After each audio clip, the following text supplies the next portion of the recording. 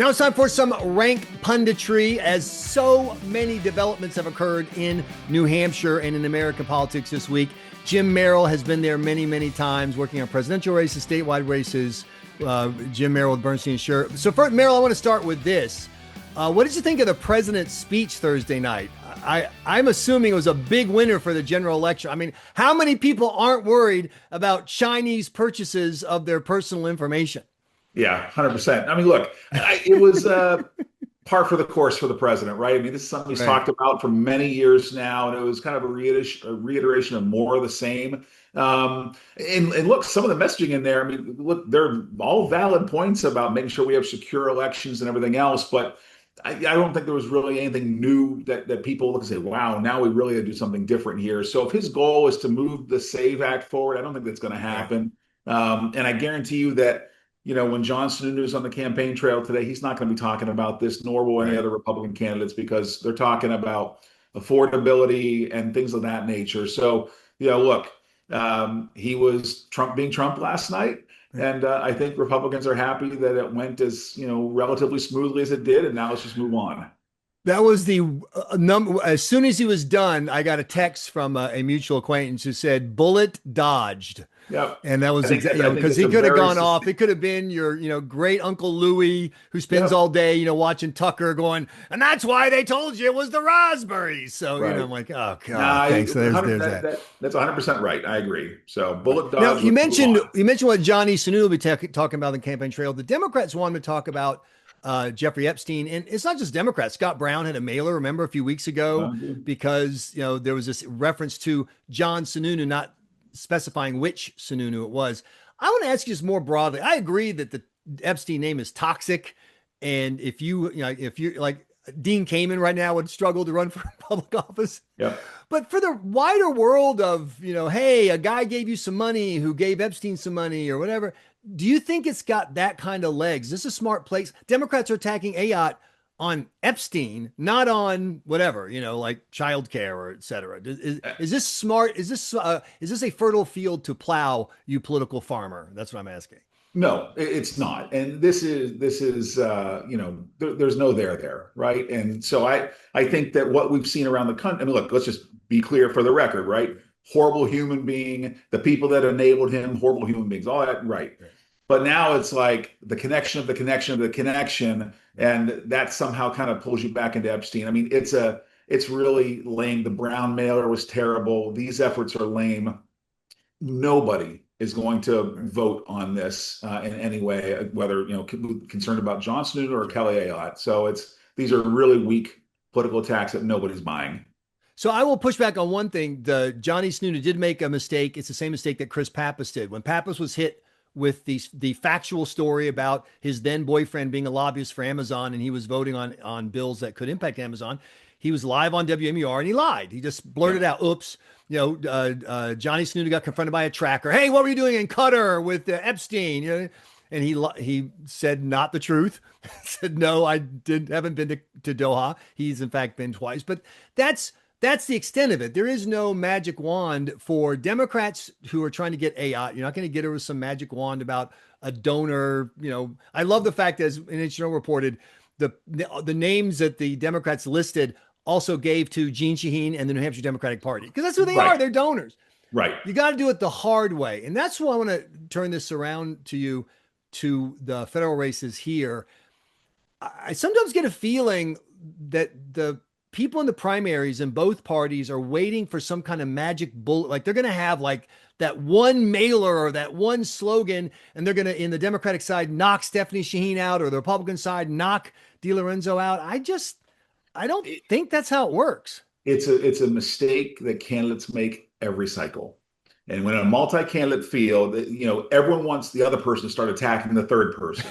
And when that happens, then that person's like, I'm going to squeeze in there. And so you see it in the first CD, Dem primary, right? Where Arusha and Howard and these guys are all kind of fighting over who's the progressive and not even looking up at the top of it. And Sullivan has clearly been waiting. I mean, look, she has had really impressive fundraising, and cycle after cycle, she's outraising Stephanie Shaheen. And she's come in with some disadvantages as it relates to Shaheen, just having the same name ID. And they could have been using those resources over a period of months to kind of methodically lay out their case, and they haven't done it. Right. Now they're doing some tough ads. Now they're out there. But again, it's the mistake that these candidates make is let's wait and 6 weeks out and let's just go. Sure. Well, everyone's doing the same thing. And you've not laid the foundation, and everyone waits for everyone else to do it. I don't understand it. And I see that time and time again. It's crazy. So let's roll through the Republican side, because I think that's where the biggest news was made. Obviously, you had Donald Trump endorsing Anthony DiLorenzo. Then you had, obviously clearly coordinated, the House leadership, speaker, et cetera, all endorse him. Then he has his announcement. I've got 1.1 million collected in the last quarter. Admittedly, most of it from himself. He wrote himself a $800,000 check. But all that says is he's got the leadership. He's going to write the checks. I mean, to me, that's a pretty uphill climb for everyone else in the field. Sure. Look, it's the best week of the DiLorenzo campaign, period, paragraph, right? Right. And for them in a primary that's been really kind of at a low boil, there's really not been much happening, not much attention paid to it. That pops up and that gets your notice. I mean, obviously the president's record isn't he's not undefeated in these primaries, Right. but he's pretty darn good. And so it's a really big deal. And look, I think the world of Holly Noveletsky, and I respect that she's staying in. And look, she's been leading in some of these surveys, and so candidate quality and effort matters. And so DiLorenzo's got to close the deal now. He's gotten some great shot in the arm here this week. He's got to close the deal, and Noveletsky's got to find a way to live off the land. And I think she's frankly better as kind of that scrappy underdog versus the front runner. And so I think this actually puts her in a place where she's comfortable running from. But look, for DiLorenzo, great week. You can't take that away.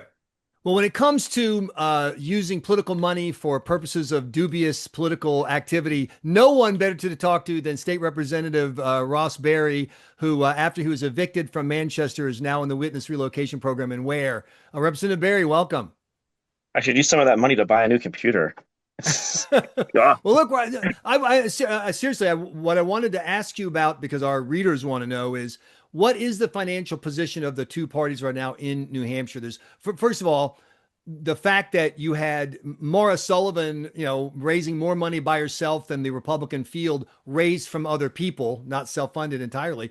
That's got to be bad news for Republicans in the first CD. You look around the country, the reports are that individual Democrats are getting buried with small dollar donations, the Act Blue stuff, and Democrats tend to have more money in New Hampshire than Republicans. What kind of shape are you actually in financially on the ground for November? Well, it doesn't matter how much money Maura Sullivan raises. She's not going to be the nominee. But her last name's not Shaheen, so it doesn't matter. But yeah, no, I think, the federal stuff, until we get congressional districting through these races and for Congress federally for New Hampshire are going to be tough, right? But at the state level, how are we doing at the state level is my question for you. At the state level, we're actually killing it. It's like the exact opposite of the federal races.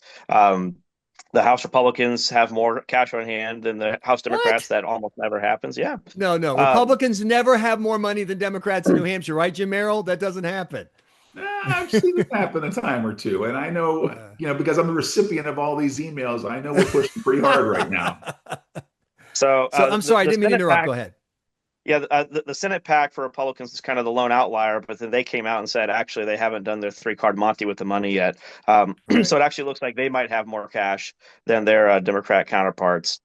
And then, obviously, the Governor Ayotte is just absolutely crushing Cindy Warmington, who I think actually raised less than when she was in a primary challenge 2 years ago. True. So, on the state level, it looks much better. Federal level, it's always tough. I will say, one caveat: nobody ever talks about CD2. It is actually, you and I, Michael, we disagree on this. It is actually the more competitive congressional seat. But the Lily Tang has actually done a great job of fundraising for Republicans. I believe she's raised more than any of the Republicans in CD1 in terms of organic cash, and she's sitting on, I think, $650,000 cash on hand. And I know everybody, like I said, I know everybody likes to write it off CD2, and I know, Michael, you and I disagree on it, but the numbers are what the numbers are, and she did better than the CD1 candidate 2 years ago. So, Jim Merrill, two quick things on that. One, Cook Political just updated their rankings yesterday and moved CD2 from likely Dem to solid Dem. So they're now no longer going to track it because it's so solidly Democrat. So as usual, Ross Berry right there with the latest intel. Secondly, he's right. Politics never Lily gets it Tang wrong. Williams. I would say no. You said something smart. It's so rare. I want to jump on it. Lily Tang Williams has raised more money than any Republican in that district since Charlie Bass was an incumbent. I mean, I'm sorry. That's impressive, isn't it? It's incredibly impressive. And she has been since she came on the scene. And so it shows the power of like authentic, organic fundraising, right? You know, you hear a lot of talk about it when Democrats do it, not as much when Republicans do it. And, you know, this isn't just hitting your network and getting your friend together. I mean, this is like authentic grassroots giving that goes way beyond your network. And so, you know, she has successfully tapped into something. It's incredibly impressive. Yeah, I absolutely agree. So my question for you, Ross Berry, is over your time watching this develop, where we've had years where the Republicans didn't have a Senate candidate, like when Corky Messer was a nominee. We've had years where there was a more aggressive, candidate, in the first CD, like, Caroline Leavitt, obviously very aggressive, et cetera. Matt Mowers, Spinelli. What does that mean for the people running for state Senate and state House in New Hampshire? Yeah, so we historically have outrun our federal counterparts by anywhere between 3 to 5 points, sometimes as much as 8. It doesn't mean that we just ignore the federal races, obviously, Sure. but we do. I will say we do state level candidates. We do want strong federal candidates, and I do think, whether it's Anthony DiLorenzo or Holly Noveletsky in CD1, it's going to be Lily Tang in CD2, and once again, she's got that money. And John Sununu is walking away from this primary despite the fake polls that are out there. He's going to be the nominee for U.S. Senate. So we're actually looking at federally a very strong slate of actually well-funded candidates, which will certainly help us down ballot. There's just no doubt about that. So the argument I've heard, Jim Merrill, is that people, when they talk about the federal races and down ballot, they're looking in the wrong part of the race. They should look solely at the governor's race, that's where the correlation is. And I'm not saying that that's what Ross Berry just said. I'm just saying, let's turn the camera now over to the governor's side. Chris Sununu was weirdly popular for either party. He was weirdly popular for governor, in part because COVID, elevated the job of governor. And so we had a guy who's both good at the job, politically talented, and at a fortuitous moment. We're just not going to see those kinds of numbers again. But you've seen Ayotte's numbers are relatively low, historically speaking, for governors. So how much help do you think she's going to be for keeping the House and Senate? Well, I think she will be. And I think when we look back at past cycles, when you see that, a Republican governor links arms with Republican House and Republican Senate and work together on messaging and coordination and everything else, I think you see success. When that doesn't happen and kind of people are left to their own devices, that becomes a problem. So look, I would say that notwithstanding any poll numbers to the contrary, I mean, you're right, Sununu was an outlier. I mean, Chris did a lot of great things. COVID was really unique. And he kind of, in some ways, he kind of sloshed over the political lane into the cultural lane to some degree. And I think it just became this just more likable figure that folks outside of politics gravitated to. But the governor's done a great job on a lot of issues, and she's a strong fundraiser, and she is pasting Cindy Warmington right now, and it's a noun, a verb, and opioid, and they're just hammering her. And so that is going to continue. They're going to be relentless. They're doing a great job with that. And I think all in all, that's going to really help everybody in that rising tide to lift all boats. So, Ross Berry, how helpful is Ayotte going to be for the House and Senate? Oh, I hope very helpful. One of the things I kind of offer a little insight on is she's not a first-term governor, right? She's not coming in with that kind of first year grace period. She was a U.S. senator. She already had a definition on her, and it's like with all things, as politicians tend to run longer. They kind of get closer to the mean. Right. So I do think it's when they kind of throw these out there, she's not really a first-term governor, right? At least she's not a first-term politician, right? So I think with that regards, obviously I think the governor and the House and Senate, I think we all need to link arms. If we are going to row into a blue wave, we all want to be rowing in the same direction in the same boat. So I think it's very smart if we're all together on the same page. By the way, do we all agree blue wave coming? Yes. I don't know if it'll be it's not. See, the thing about the wave is, historically, there's the pendulum effect that goes back and forth to the partisan of the presidency. It's another kind of weird outlier. This is not Trump's first term; it's his second term, right? So, second term waves, whether it be 2014, or et cetera, if they're not as bad, they're not as that Dude, swing back is never as 2006 hard as was that first awful. one. 2006 was awful. Jim Merrill, I love Ross Berry spinning us, but don't let him get away with that. No, no. I mean, 2006 listen. was 20 years ago, so let's calm down. And we were in the middle. I mean, look, there's some things that work in our the way the field lays the races lay out nationally and how we're on offense or defense work in our favor this year. At the national level, our party apparatus has far more resource than Democrats do.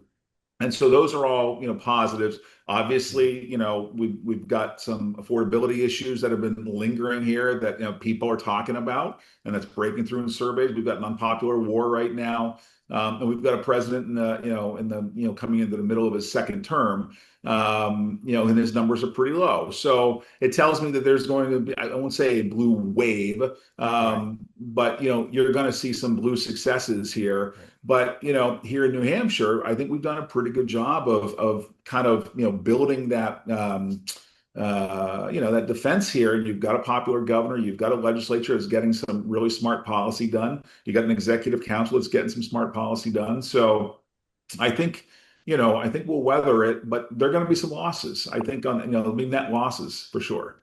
Sure. And by the way, Jim Merrill, I know you may have to bail on us, which is fine. If you got, because Ross and I'll just trash you, while you're gone.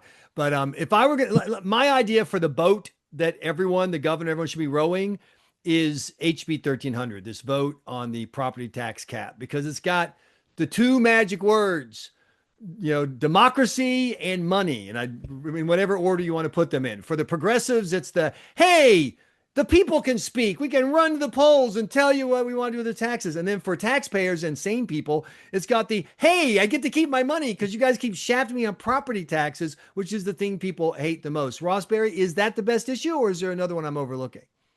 Well, I certainly think 1300 is probably the primary. It may very well be the submarine that Republicans can get under the blue wave with if it exists. I say that as the architect of it, despite all the op-eds you read from other people. But hey, look, I'm so old. I remember when it was a bill to create new maps for the congressional districts. So that's how far I go back with HB 1300. It's a winding road. But I do think with 1300. We've put something on the ballot that will motivate people, right? And the Democrats were trying to run, to Jim's point, on this kind of like affordability and property taxes, and their solution to fixing property taxes is to raise other property taxes, and to raise other taxes. Like that's not spin. That's literally what they say, right? Like if we would just tax small businesses more, then property taxes would magically go down. So I do think putting that up there. UNH did a poll on a spending cap, and it's not really a spending cap. On schools, and it was plus 20 points to the positive. So this is actually more agreeable than that because it's not actually a school spending cap. It's just limits what they can raise via property taxes. So I definitely, you can kind of see how outraged they were when the governor signed it, which kind of tells you they know it wasn't good for them. Right. So, Jim Merrill, the argument is that in the era of Trump, nobody cares about policy anymore. That you can stand in front of someone and say, I've got a tax cut, free school, and, your own Lexus sitting in the driveway. And they're going to say, yeah, but can I use it to drive over Trump? So is taxes enough in New Hampshire? Is this still a green eye shade tax state, or are we caught up in the anti-Trump moment like everybody else? I mean, to some degree we are, because the numbers say it. The numbers consistently say it, right? But at the same time, it isn't just a tax issue, right? This is a personal empowerment issue. What 1300 and Ross and others have done is you're giving power back to the people and giving them a voice, where often as they felt like they haven't had one. And so you're going to see across the board, different ways this is treated. But I think writ large, I think Republicans are going to and independent voters are going to appreciate the opportunity to have their voice heard on this. And I think, that helps turnout, that helps positive momentum. And so I'm encouraged by the opportunity that presents. Ross Berry, are the Republicans going to hold the House in 2026? Yes or no? Yes, and it's going to be for a couple of reasons. Number one, when you look at the districts, we actually don't have that many to give up. Because it's a very well architected map. And number two, the state's getting more Republican, and nobody wants to talk about that for some reason. Although we have ample evidence that the state has, even since 2024, become more Republican. So there's structural things that are getting built in that make this harder and harder for the Democrats to put up with victories. Jim Merrill, if the Republicans hold on to the House, should they send a gift basket to Ellen Reed Yes or no? Uh, just one or more than one? Multiples. Thank you. Yeah, I mean it's just we've seen this there. There's a history of, let's say, colorful legislators who have pushed the envelope, Right. but I don't know if I've seen one that's pushed it this far and this fast. Hey, well, I've got you, Merrill. Before we have to go, you spend a lot of time in Maine because your business, et cetera. Very I am. briefly, what's your take on what's happening there with the Senate race? And also, isn't it great that New Hampshire's playing a role? Because one of the 8 people in the debate was Ashley Webb, who you may remember as James Webb, who ran for the House in Manchester twice as a Democrat and lost the primary both times. So, Yeah, I mean, look, they're breaking new ground over there every day, and so Maine. I love Maine, and I love my colleagues over there. It's very different from New Hampshire in a lot of ways, and I think they've done an interesting process here. A very and state law is what it is, so right. they're doing what they can in literally a 14-day period, but. I don't know. My guess is you're going to end up getting another progressive nominee who will, fill Graham Plattner's shoes without the enormous amount of baggage that he came with from the start. But I think the Susan Collins people have they've got to be loving every moment of this. Every moment. But you do agree that Plattner would have been the ideal person to run against, that it's going to be tougher for Susan Collins. Sure. I mean, and look, you got to shift on the fly, but I mean, the Collins people and the super PACs, they've been building out a plan to run against Plattner for months. And there's a lot to run against. And so now you're going to have to shift on the fly and get a more generic person. So some of that stuff's going to have to get thrown out, and you're going to have to retool. And that person may not be the fundraising draw for Collins that a Plattner would have been, but they're well sourced, they're well financed, and they've got a killer team over there. So I feel pretty good about Susan Collins and her chances right now. Well, listen, guys, I really appreciate you joining us here for Rank Punditry. You have brought us up to speed. It is greatly appreciated. Ross Berry, representative from where? And Jim Merrill, we don't know what you represent, but we're glad you're doing it. You're representing on the New Hampshire Journal podcast. Always. Thanks, guys.